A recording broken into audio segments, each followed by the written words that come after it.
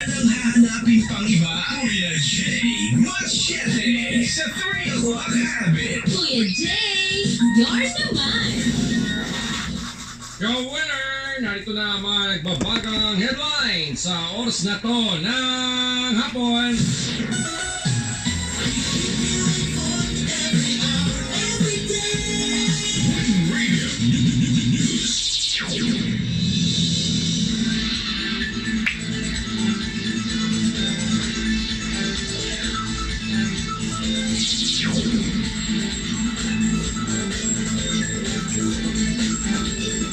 Kawin, unahin na natin ha dahil hindi magandang lagay ng panahon. Ito na, unahin na natin ang lagay ng panahon ngayon.